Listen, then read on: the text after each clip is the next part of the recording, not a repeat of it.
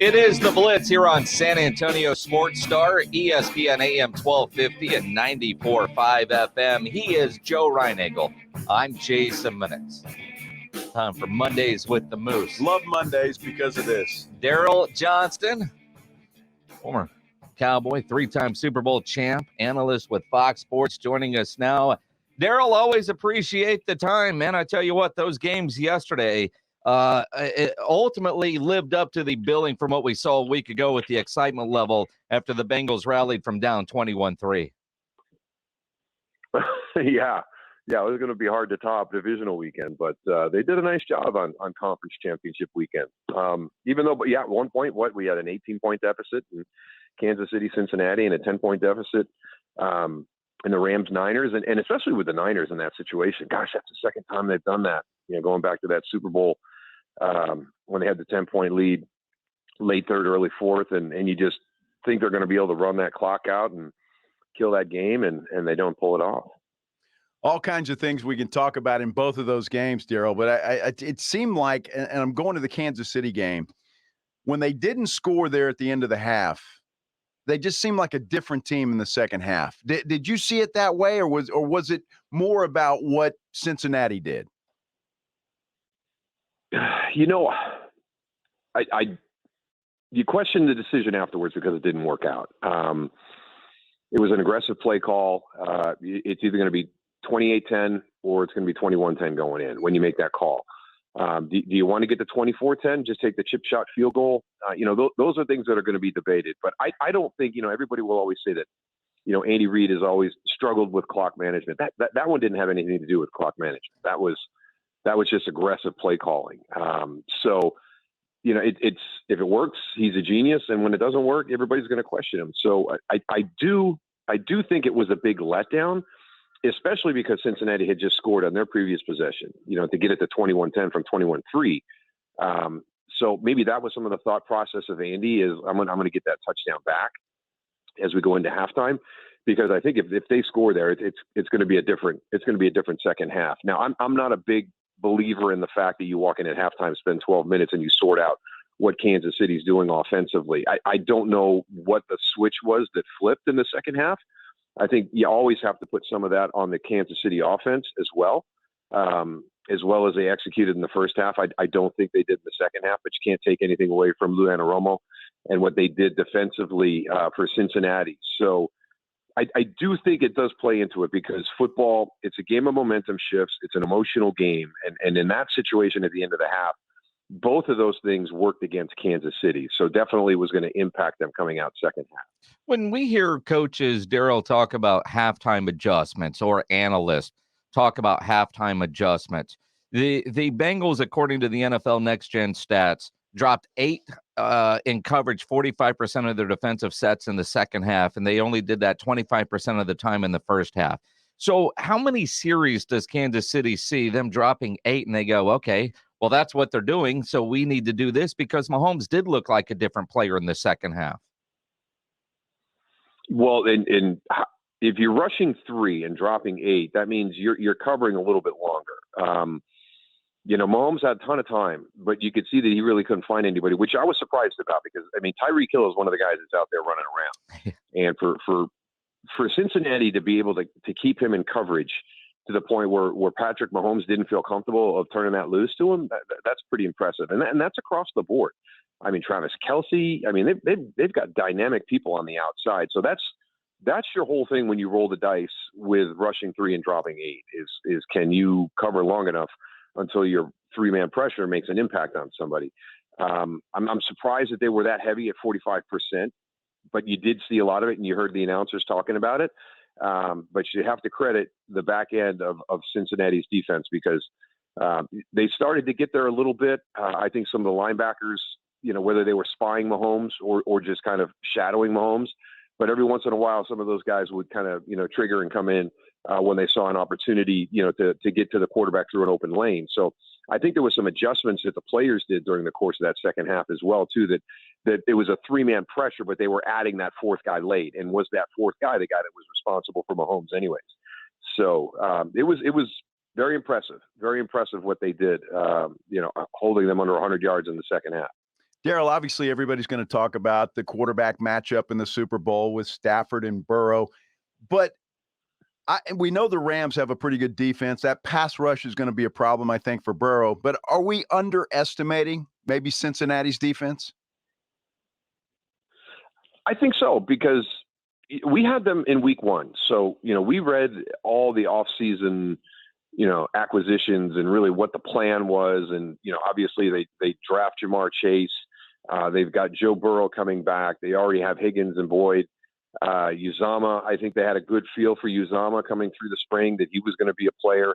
The one area that they were a little bit uncertain with, I think we've seen that all through the course of the season, was the offensive line. And everything else after that point was defense. Free agency was $100 million spent on defensive players. Brought in Trey Hendrickson, adding people to the secondary. Chidobe Awuzie comes in. They really focused on the defense.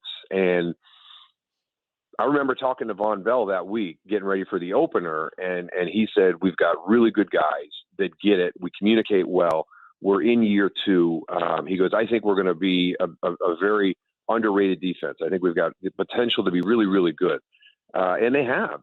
They've grown all year. Now, they've had bumps. There's been a couple of games where they haven't played that well, and that's to be expected with a group like that. But this was a concerted effort by that organization to get better defensively. I don't know how you can underrate them, because they've earned the right to be respected. They've done some good things. I mean, some of those Baltimore games, and Baltimore gives people fits, and they swept them this year. They swept the Steelers. They did some good things this year, and a lot of it was that defense. And then when you're getting the ball back to that offense, and Jamar Chase is as explosive as he is, and that wide receiver group is pretty special on their own right. It was an impressive team. We walked away from that game thinking that it was definitely not the 4-12 Cincinnati Bengals that people were going to see this year, but kind of funny, that game ended on an overtime field goal by Evan McPherson. And if you go back and look at what Evan McPherson has done during the course of the season, he's really the reason Cincinnati is where they are right now. I mean, he had they gave Cincinnati the AFC North crown. It gave them their path to the Super Bowl. So just a great job of the organization, going in the fifth round and taking a kicker at that stage. It's going to be interesting to see if more teams would spend a draft pick for a reliable kicker, like Jerry, maybe. We'll see. Daryl Johnston joining us here on the Blitz for Mondays. Got anybody in mind there, Jason? Just, thinking how great it would. I mean, and I love the acquisition of Greg the Leg, but would he miss a kick in 8 of the games this year? That's like half. Yeah, that's one of those things. As you think about the Super Bowl matchup between the Rams and the Cincinnati Bengals, the Rams have a lot of veteran players, and many were in the Super Bowl a couple of years ago. They have that experience. And you look at, especially with the star players on Cincinnati offensively, a lot of young players had some big moments in college, but this is the Super Bowl. This is the NFL. You go back to your first Super Bowl trip with the Cowboys. You guys were that young team with a lot of young superstars. Who has an advantage? Is there an advantage for either the Rams or the Cincinnati Bengals? Yeah, I'm not a big fan of experience and age being something that gives you an advantage. I mean, if that was true, Buffalo would never have played the way they played in that first Super Bowl against us. That was their third consecutive, and we were the youngest team in the NFL. So if you were to go by that logic, it should have been 52-17 the other way. So it really just boils down to, who plays well that day, who's prepared the best, who doesn't make the critical mistake. I really think, when people talk about playoff football and what makes it different, and, we always talk about the finality of that, the culmination of the season, and that just puts so much more importance on everything you do. So every big play is that much bigger, but also every negative play is that much more detrimental. So I don't think this is going to be a situation as to which team doesn't lose. I think they're both good enough where it's going to be about one of these teams winning the football game, but the mistakes will be amplified. And that's the one thing I think when you have a younger team that you might look at it from the standpoint of, well, they would be the team that would be most likely to make the mistake. But our team didn't do that. We weren't the one turning the football over all afternoon that day against Buffalo. So it's all about execution. And that's the hard thing about Jimmy Garoppolo. I mean, that's what's going to follow him around, the rest of his career is in 6 games in the fourth quarter, 6 playoff games in the fourth quarter. He has not played well at the most critical time of the game. And as a quarterback, and if you're trying to become one of the elite quarterbacks, that is your time to shine. That is when you take the game over. And Jimmy Garoppolo hasn't been able to do that in his opportunities with San Francisco. In your experience, Daryl, because I look at Garoppolo and I see a lot of passion from the guy. I see a lot of hustle. He's really trying out there to make something happen. But you're right. I mean, it just doesn't seem to happen in the most crucial times of the game. But you look at that guy play. Is there a possibility that he learns that or has the ability to snap out of that perhaps for the remainder of his career?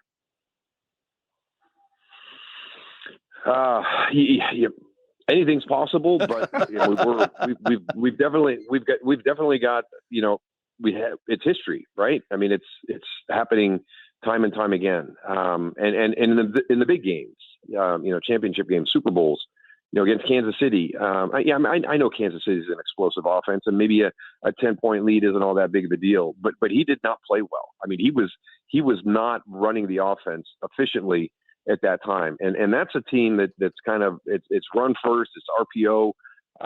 They're not asking you, to throw it all over the field and throw it down the field to win that game. You're up 10, it's really about managing that clock and burning that clock and, playing the field position game. Don't give Kansas City a short field, just like you don't give the Rams a short field on Sunday. So I don't know what it is. I really don't, because when you meet them, you really like him and you want to cheer for him, and all the guys love him. I mean, he's one of those guys, and you can't say enough about a guy who handled himself the way he did under the circumstances this year when San Francisco goes out and gives up what they gave up to go get Trey Lance. And then it doesn't even bother you. And you stay nose to the grindstone and you keep grinding, you keep working, and you become the guy that leads your team to the NFC Championship game. But then again, that thing comes back and you just can't get over that hump. You can't get your team through it in the fourth quarter. And again, I mean, I think about so many moments in that game yesterday. The dropped interception that probably seals it for San Francisco. And we could talk about Jimmy G and his play down the stretch. Kyle Shanahan has now also coached some pretty big blown leads. But I look at Debo last touched the ball with, 8 minutes to go and never saw the ball again. How does that happen? Yeah, well, maybe we need to credit the defense of the Rams, because, you get into those situations and the big cry is, hey, Debo Samuel's not going to beat us today. Let's make somebody else beat us. He's the one guy that we can't let beat us. And that's, that's the defensive mentality. Who are the big playmakers? Who are the go-to guys in the critical moments? And don't let that be the person that wins this game. Make somebody else do something. And that was the greatness of Michael Irvin, because he was our guy that rose to the level of the situation and wanted the ball at the most critical times. And the defense knows that. And yet they still couldn't stop him. He still made, some of the biggest plays at the most critical times. So, I think we have to credit, probably the Rams a little bit for taking Debo out of the game. I don't think Kyle Shanahan would get away from him as a play caller, because he knows how important he is. But there are some things you can do that are simple, right? We see him on the jet sweeps. Hey, if they're taking away in the passing game and Jimmy Garoppolo just doesn't feel like that window's there's other ways for us to get the ball to Debo Samuel, and he's been awful effective that way. So that's the big thing for me is in today's game with these wide receivers that are kind of, transitioning into these really, really multifaceted, talented guys on the offensive side of the ball. It's not just through the air. I mean, these guys are scheming up plays to get them the football in an easier way to get them started. And that was one of the things I thought, in Dallas's game, to me, one of the most important things they had to do was get CeeDee Lamb involved in the game early and play off that emotion that he brings to the game. And they weren't able to do that. And there's ways to do that. It's not that hard. It doesn't have to be a 15-yard completion down the field. Give him the ball on a jet sweep, give him the ball on a jailbreak screen, and let him generate that excitement with the way he plays the game. Daryl, you had to make that agonizing decision as to when you were going to walk away from the game. What is Tom Brady thinking right now, you think? $5 million question. I think he's in Jason Light's office right now, asking him, how many guys can we bring back next year? Where are we at salary cap wise? What is this team going to look like? Do we have a shot? Are we a legitimate contender? I think that those are the things that he's trying to figure out right now. Because at his age, hey, I said I was going to play till I'm 45, but that's when you're in New England and everything is rolling along. Well, now you've made a change, and now you're down in Tampa, and you guys kind of pushed everything to the center of the table in the NFC. I mean, you went out, you brought back every starter from that Super Bowl team. You brought back all the specialists, and you brought back 3 to 5 of the key backups. I mean, that was almost the exact same team coming back to defend their Super Bowl title. Now they get hit by injuries and some other things happened during the course of the year, but that was a big thing of why Tom is there. And if he did sign a 2-year contract, I think his biggest question now is how much personnel are we going to lose? What are we going to look like next season? Do I have the pieces in place around me to really legitimately get back to the conference championship game and make a push for one more Super Bowl? The Moose, Daryl Johnston, joining us here on the Blitz Mondays with the Moose. Daryl, before we let you go, knucklehead question, which I know you kind of expect this from me. But Troy Aikman's going to be on the Blitz tomorrow at 5:30 with his new beer 8 coming out. What's a good Troy Aikman nugget that most of us aren't going to know about, but his friends are going to know? That's safe for you to share with us to ask him tomorrow that kind of will blow him away. You may have to let me think on this and text you. Okay. Yeah, let me think on it, and I'll shoot you a text. Fair enough. But I got my little package of 8 today in the mail.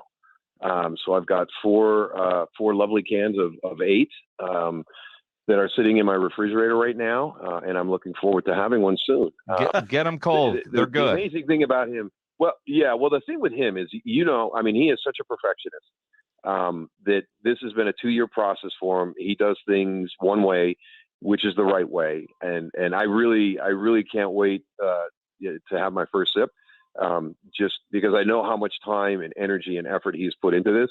And I know it's going to be outstanding. And I am a bold beer drinker. I am a stout. I am an ale. I am a lager. I am not, the type of beer that this is. But I know it's going to be fantastic. I mean, the taste of it, I know he's going to have figured it out, how to get that bold taste with the reduction in calories and carbs. It's going to be a good beer. And I think about some of those from that we've shared at the Friendly Spot. You drink stuff that I don't even want to try, man. You need a fork and knife. The Friendly Spot. Oh my gosh. There we go. What a great little space.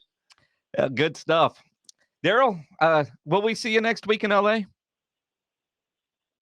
No, I'm going to be too tied up with everything with the USFL. We've got some big dates coming up here, and still got a lot of work to do.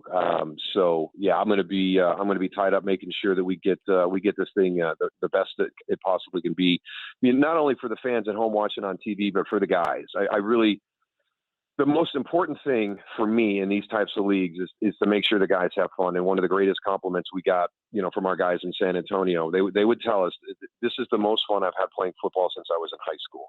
And we want everybody in the USFL to have that same experience this time around. So we're working as hard as we possibly can to make sure that all 8 teams in Birmingham have a great couple of months there through the course of the season. Well, I tell you what, I know we'll talk to you next week as we get ready for the Super Bowl, but as we get closer and closer to kickoff for the new gig, we'll certainly have you on and help spread the word, because we're kind of angling maybe in year 2 to have a team here. Yeah. Well, you should be. I mean, there's not a market in the country that deserves that, and I mean that wholeheartedly. I will always be grateful to the support we got in San Antonio with our Commanders team, and our guys feel the same way. Absolutely, it was unbelievable, and we were the envy of the league. We were the envy of the league. Everybody I talked to. Good stuff, Daryl. We'll talk to you next week. Enjoy the week. Enjoy the 8 beer. Absolutely, and I'll have a nugget for you. Perfect. Daryl Johnston, the Moose. Mondays with the Moose, always fun catching up with Daryl.